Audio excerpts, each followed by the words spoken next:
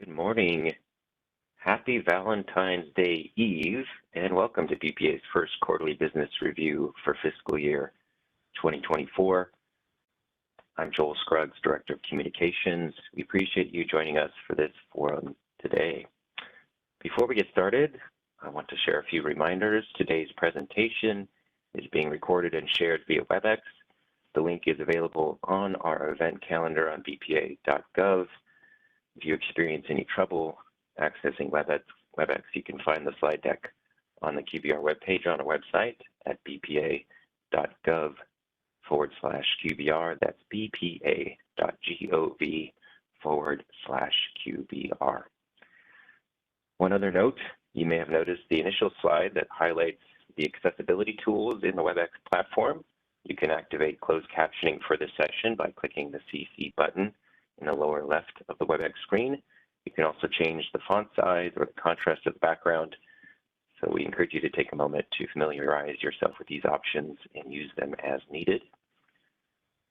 We kindly encourage you to include your company or organization name in your display name when logging into the QBR WebEx session.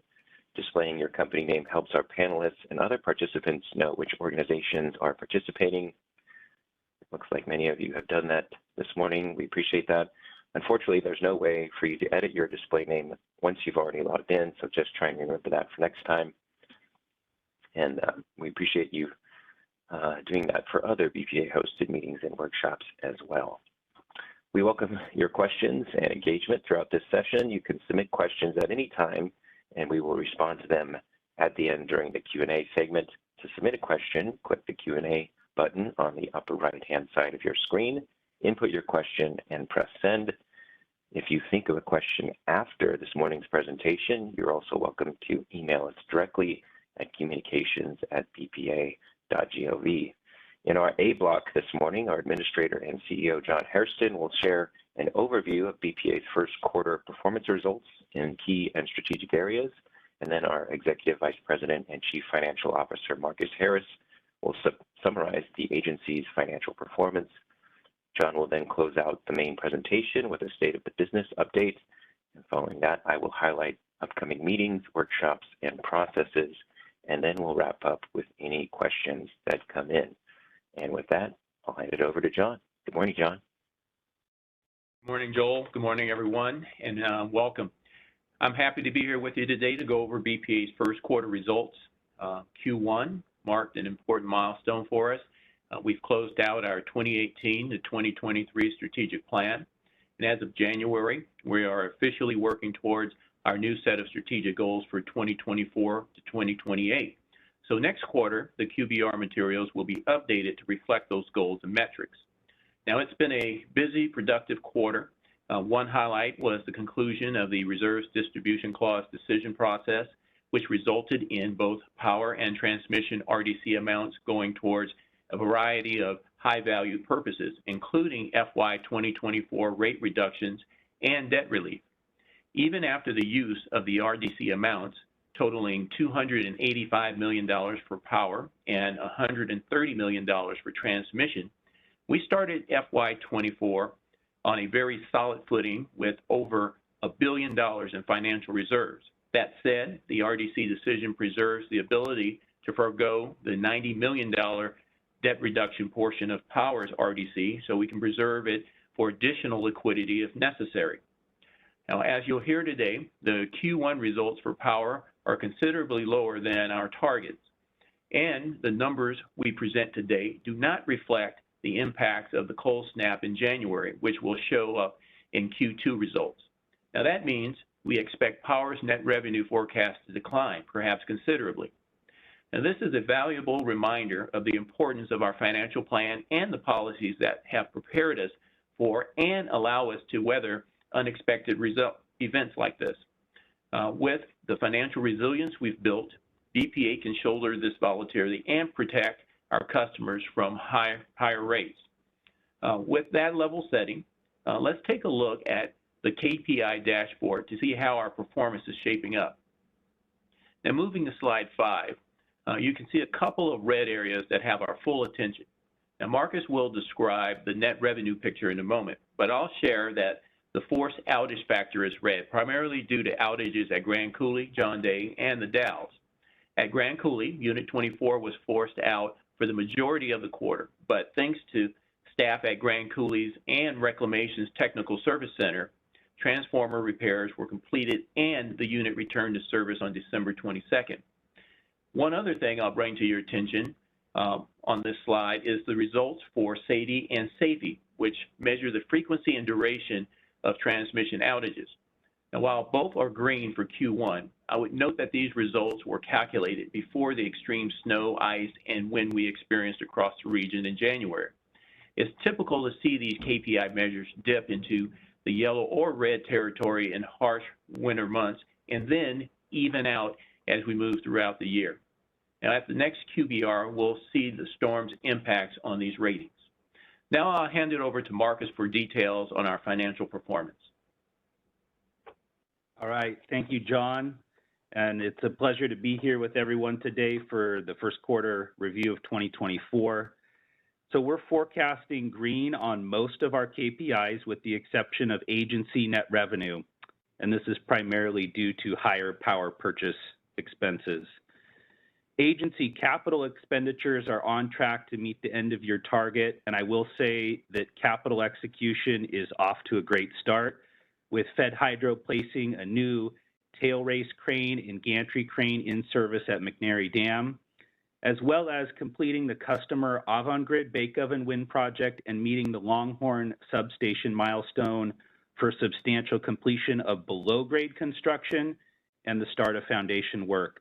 I'll report the full suite of capital progress and forecast variances in the second quarter QBR.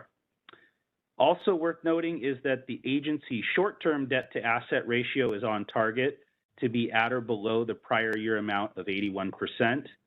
The longer-term target of 60% debt-to-asset ratio is also forecast to be on target, but the long-term expectation for transmission has changed to a cautionary yellow due to expected increases in capital investments for the evolving grid and other regional expansion and interconnection initiatives. Let's move to slide 8. We'll go into the details of these KPIs. You can see on slide 8, the agency's net revenue KPI target is $95 million. That's the blue bar on the far left. This is adjusted from the rate case amount to account for the RDC rate reductions. It also reflects budget carryover from fiscal year 23, inflation, and some increased staffing to meet business demand. Here you can see the net revenue drivers in the chart. Red means the driver reduces the forecast relative to the KPI target, while green means the driver increases the forecast. Moving to the right, the next bar, which is operating revenues, are forecast to be $49 million higher than target, largely due to higher than expected 4H10C Treasury credits resulting from increased replacement power purchases. We're also seeing an increase in other revenues resulting from an increase in reimbursable revenue due to projects funded in advanced capital and higher than expected financial swap revenues. As of the first quarter, we're forecasting IPR expenses to end the year on target.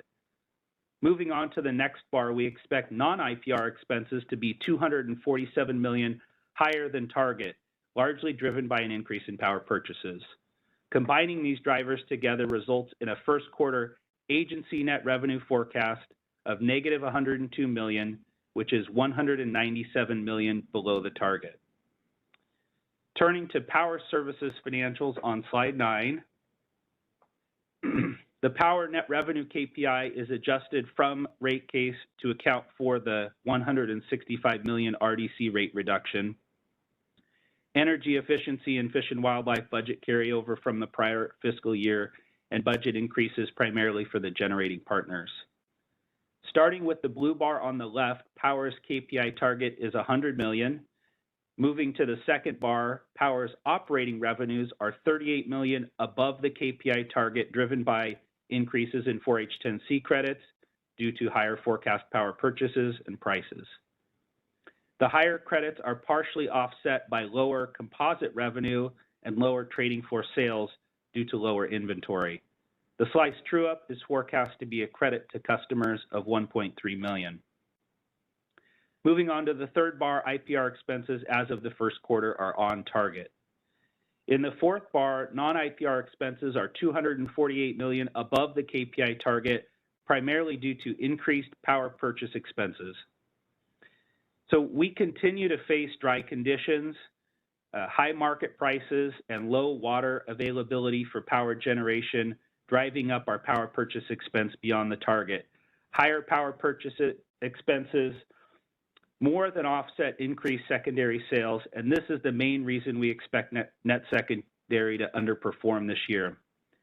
Helping offset some of the additional power purchases are lower transmission and ancillary service expenses and lower net interest expense, primarily due to higher interest income earnings. Driven by higher non-IPR expenses, Power's first quarter net revenue forecast is negative $109 million, which is $209 million below the KPI target. So it's worth noting, and in fact emphasizing, that this first quarter forecast does not include the financial impacts of the January cold snap, which was one of the coldest sustained events over the last 20 years. And during this event, low hydro generation was coupled with near record high power prices, resulting in a very sizable unplanned power purchase expense beyond what is shown here in the first quarter results. These impacts are not factored in here, but will be included in the second quarter forecast, which I expect to be materially worse, unfortunately, than what is presented here today. But I am pleased with the prudent actions we've taken and continue to take to build financial reserves to be able to buffer events like we saw in January, while still delivering reliable power and without a need for immediate rate or cost adjustments. With the extreme weather and market price fluctuations we have seen over the past several years, liquidity is an essential financial tool and is something we need to remain focused on preserving and possibly looking at strengthening further going forward. So moving to slide 10, starting with the blue bar on the left, transmission's KPI target is negative $4 million.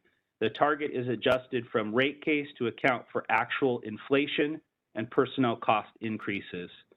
Looking at the second bar, non-IPR expenses are forecast to be $9 million above the KPI target, largely due to lower depreciation expense and higher interest income. This is partially offset by higher amortization expense and interest expense. Moving to the third bar, IPR costs are forecast to be right at the KPI target. The fourth bar, operating revenues are forecast to come in $2 million below the KPI target due to lower inter-business unit revenue, but these are partially offset by higher reimbursables. Looking at the bar on the far right, in total, lower transmission expenses are slightly offset by lower revenues, resulting in forecast end-of-year transmission net revenue of $3 million, which is $7 million above the KPI target. Let's now turn to financial reserves on slide 11. Agency financial reserves for risk are forecast to be $903 million at the end of the fiscal year, a decrease of $385 million from the prior year. From the business line perspective, Power's end-of-year forecast is $647 million in reserves for risk, a decrease of $277 million from the prior year, and Transmission's end-of-year forecast is $256 million, a decrease of $108 million from the prior year. Looking at days cash on hand, which is a key performance indicator associated with the financial plan, the agency is forecast to end the year at 121 days, Power at 120 days, and Transmission at 124 days. 120 days cash on hand is the upper threshold for both business lines to trigger an RDC. It's important to again caveat the Q1 forecast. Factoring in the January cold snap would result in materially lower reserve forecast for Power, and there's a lot of uncertainty remaining with 3 quarters of the year to go. Fortunately, we've taken prudent measures in the past to build liquidity, and we started the year with healthy reserve levels that will help buffer the volatility we are seeing. We'll be monitoring performance closely over the coming months and we'll have a clear picture to report out in the next quarter. This concludes the financial report for the first quarter, and I will turn it back over to John to touch on some of the other agency highlights and updates. Over to you, John. All right, thank you, Marcus, for walking us through those results. Now let's turn to an update on some of our strategic initiatives. Now I have to start by acknowledging that there is a lot going on across BPA. All the processes underway will require a lot of time, attention, and effort on everyone's part. Now, we're committed to staying coordinated across these initiatives and doing what we can to stagger the workload to minimize the demands on our customers and interested parties. Among the most intensive efforts with multiple touch points and interconnected processes is provider of choice. Now, provider of choice is our regional effort to develop products, services, policies, and rate structures for the next round of long-term power sales agreements. Our primary goal is to fully subscribe the federal-based system and carry our long-standing relationships with our preference customers. Now, we are coming up on an important milestone with the final policy and record of decision expected in late March. Now, we'll host a workshop on April 9th to share the final policy and discuss differences from the draft, as well as how we use comments to shape our final decisions. The policy implementation workshops will be getting started soon. We know you and other customers are looking forward to getting into the details. Now, turning our attention to our day-ahead market decision process, we've revised our timeline regarding a decision on day-ahead market participation, which in large part is driven by schedule changes for Cal ISO Extended Day-Ahead Market and Southwest Power Pool's Markets Plus. BPA will issue a policy letter in April 2024 to share an assessment of the business case and our legal authority to participate in a day-ahead market. Now, this letter will also include a staff recommendation as to which day-ahead market appears to be the best fit for BPA or lay out an alternative direction. From April through July, BPA will continue to engage with our customers and others in the region via a series of workshops. We will release a draft policy and record of decision in August, followed by a final policy and ROD in late November. Any participation decisions would need to be finalized in BPA's rate and tariff cases. Releasing staff's recommendation in April will provide transparency into BPA's direction and give customers and constituents an opportunity to respond. There is a level of urgency here, and it's important for BPA to make a decision this year for a few reasons. For one, it will help us make decisions on upcoming financial commitments required to maintain participation in ongoing market design and implementation efforts. And clarity on BPA's direction could be beneficial during the design of new power sales contracts. Now, turning our attention to the Columbia River Treaty, the United States government continues to negotiate with Canada on post-2024 Columbia River Treaty modernization. Now, these negotiations are being led by the State Department, and Bonneville is an active participant. Now, the United States' key objectives center around flood risk management, ensuring a reliable and economical power supply, and improving our coordination on ecosystem issues. The U.S. government is also looking to secure a more equitable distribution of power benefits, essentially a rebalancing of the Canadian entitlement in any modernized treaty arrangement moving forward. And negotiations remain positive and progress continues to be made, and there's still a level of optimism about our two countries reaching an agreement in principle in 2024. Now, on the evolving grid and infrastructure investments front, one of the core objectives of our strategic plan is to advance transmission investments and innovative solutions to integrate loads and resources. Now, this work is being conducted under our evolving grid effort. Grid expansion is a key focus of this effort. We're moving forward with more than $2 billion in transmission substation and line projects that were announced last year to increase capacity, accommodate regional growth, and connect new clean energy resources to support Oregon and Washington clean energy targets. Additional projects may be identified through the Transmission Service Request Study and expansion process, or better known as TSEP. Part of TSEP is the cluster study. The 2023 cluster study was another record breaker. It included 16,000 megawatts from 222 individual transmission service requests. To serve these requests, Bonneville identified 14 new projects that would be needed at an estimated cost of $3.9 billion. Now, these are in addition to projects identified in previous cluster studies. And it's important to note that we still have a long ways to go before determining which, if any, of these projects move forward based on customer elections. Now, that said, BPA will share descriptions of these projects as well as more detail on the study results in a workshop on February 29th. Next steps include processing election forms and determining which project customers want to move forward with. Our goal is to complete the process and provide an update in May. In other big news for the quarter, we concluded the TC25 tariff proceedings to reform our generator interconnection procedures. In January, I signed the final record of decision adopting the settlement agreement that BPA staff and customers developed. These tariff reforms will move us to a first-ready, first-served approach to help us connect new generators onto the grid more efficiently.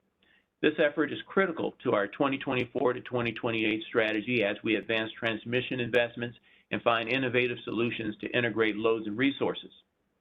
The new approach helps us support our customers' needs in this time of decarbonization and large-scale build-out of renewable energy resources.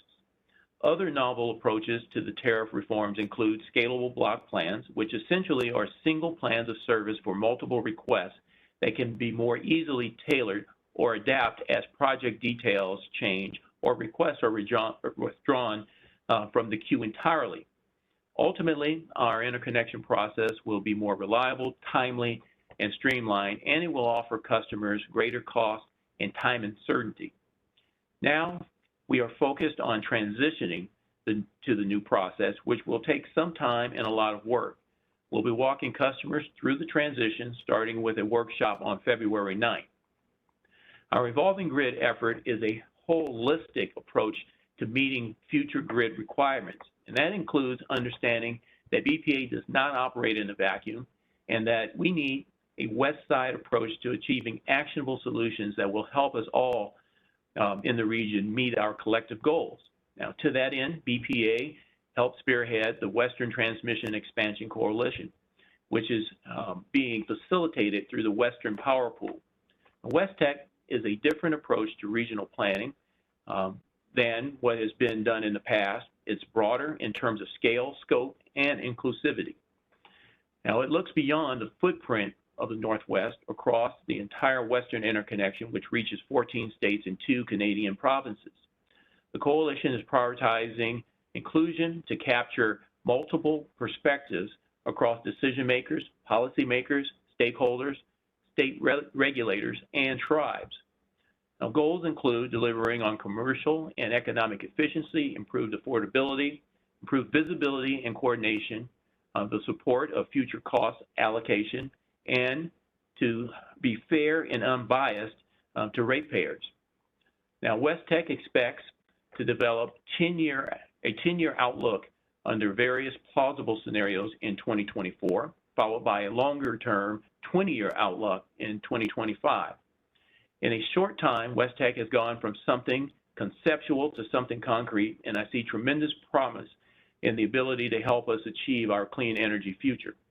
Now, if you're interested in more information about this or other evolving grid activities, keep an eye on the BPA events calendar for the next customer workshop, likely to be held in early May. Also, in December, the U.S. government and 6 sovereigns reached an agreement to implement a package of actions and commitments, concluding a mediated process over long-standing litigation on Columbia River System operations. On December 15th, in a filing with the U.S. District Court for the District of Oregon, the parties requested an extended stay in litigation, including an initial 5-year stay and presumed 5-year renewal. The U.S. District Court Judge Michael Simon granted the stay on February 8th. The agreement includes a range of commitments from the U.S. government and some narrow BPA-specific actions. Among those commitments include the availability of $200 million in additional capital funding over 10 years for Lower Snake River Compensation Plan hatchery modernization, upgrades, and maintenance. It also includes an additional $100 million in funding over 10 years for projects that contribute to the restoration of salmon and other native fish via annual payments of $10 million to the 6 sovereigns. We are tracking the legal challenges to the U.S. government's commitments, and BPA cannot comment on pending litigation. However, I can tell you that we are coordinating with the Department of Justice regarding these matters. Now, I'll close with a forward-looking item to make sure it's on everyone's radar. While it feels like we just concluded the last rate and tariff processes, preparations for the BP26 rate case and TC26 tariff proceedings are just around the corner. BPA will host a pre-proceeding workshop on March 19th to discuss rate and tariff topics and help us prepare for the formal proceedings. The BP26 power and transmission rate case will be unique in that it will set rates for a 3-year period rather than 2 in order to align with the expiration of long-term power contracts. While transmission and power rates do not need to be set at the same time, we ultimately determined that aligning the 2 rate cases will provide the greatest benefits and have fewer risks compared to the alternatives. The decision is explained in greater detail in a letter to the region that you can find on the BP26 rate case webpage. As we do before any rate case, BPA will hold the integrated program review process to determine our expense and capital forecast for the 3-year rate period. Internal preparations are underway for the public process, which will kick off in June. So stay tuned for more information about this next quarter. Now that concludes my updates, and I'll turn it back over to you, Joel. All right. Thank you, John and Marcus. I'm now going to quickly mention our upcoming meetings, workshops, and processes and highlight current comment periods, and then we'll close out with any questions that come in. As a reminder, you can find our customer and public meetings listed on the event calendar at bpa.gov. Here are a few highlights. We have the QBR technical workshop this afternoon from 1 to 3 p.m. We encourage you to participate in this workshop where our brilliant finance team will provide additional information on some of the topics we discussed this morning. For more info about the QBR technical workshop, visit the QBR webpage at bpa.gov/QBR. Monday, February 19th is President's Day, so we will be closed in observance of that federal holiday. We're hosting a series of workshops for public rate design methodology as part of our year-long process that began in January, which will serve as BPA's initial proposal in the BP26 rate proceedings. The 3rd workshop is coming up on February 21st from 9 a.m. to 4 p.m. Also on February 21st, Transmission Services is hosting a commercial business process improvement customer conference call from 10:30 to 11 a.m. We're hosting a pair of workshops on the 22nd of February. In the morning, we'll host a public workshop as part of the BP24 settlement to discuss balancing reserves, operational controls for balancing reserves, and oversupply management protocol. Later in the day, we'll host a workshop as part of the TC25 settlement agreement to discuss environmental study process for interconnection. Closing out the month, on February 29th, we're hosting a workshop to review the preliminary findings of the 2023 cluster study. There's another commercial business process improvement conference call on March 20th, and these calls focus on system automation projects. Finally, echoing John's comments earlier, I'd like to highlight a save the date for all of you on March 19th. We will host a kickoff workshop for the BP26 and TC26 processes. And then regarding our provider of choice process, we'll be hosting a final policy overview meeting on April 9th, which follows our release of the provider of choice final policy record of decision on March 21st. All right, moving on to comment periods. see, next slide, please. All right. We have actually 2 active comment periods. One is fresh, and I'll get to that in a moment. There's a public comment period for the Phase 2 implementation plan, testing the feasibility of reintroduced salmon in the upper Columbia River Basin. That opened on February 9th. This is an opportunity for interested parties to provide input on the proposed action and shape the direction of this project. This comment period will remain open until March 11th. Please note that this comment period is hosted by the Bureau of Reclamation, and you can submit comments for this project via email at the email on screen here. It looks more like a Wi-Fi password, but really they do want to receive comments to that. It's BOR-SHA-P2IP_PEA project@usbr.gov. And we just opened a comment period for Umatilla hatchery programs. It was posted this morning, which is why it doesn't appear on the slide. In a nutshell, BPA is proposing to continue funding for the ongoing Umatilla River Spring Chinook, Umatilla River Fall Chinook, and the Umatilla River Coho hatchery programs. Partners in implementing these programs include the Oregon Department of Fish and Wildlife, Confederated Tribes of the Umatilla Indian Reservation, and the Westland Irrigation District. And the comment period is open until March 14th. You can view future comment periods and submit your comments on the public involvement and decision page on our website. Visit bpa.gov/learn-and-participate and click on our public involvement and decisions page. All right, that concludes our presentation portion of this meeting, and we'll now transition over to our Q&A session. To ask a question, you can submit it through the Q&A field in WebEx or raise your hand to be unmuted.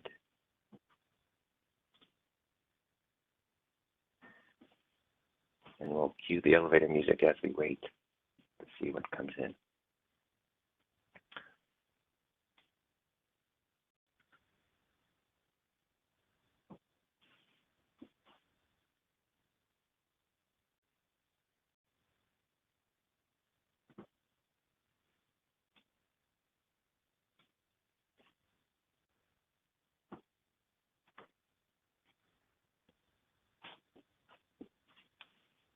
Seems kind of quiet out there.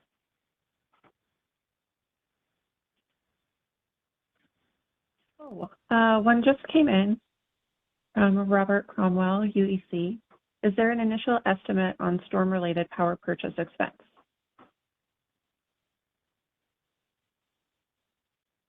Hey, Robert, thanks for the question. We do have initial estimates right now. They're not audited yet, so we're going to wait to hold off and share those till the second quarter. But we talked about whether it was appropriate to share them right now. We just need to wait until we close the books for the second quarter. Thanks.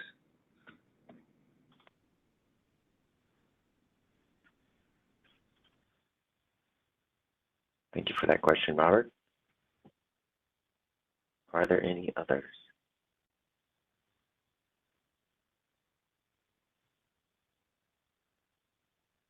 Nothing else has come in, and I'm just doing a quick scan. I don't see any hands.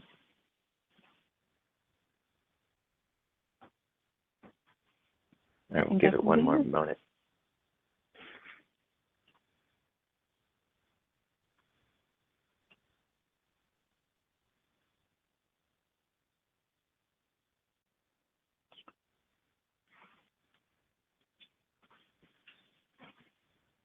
Okay.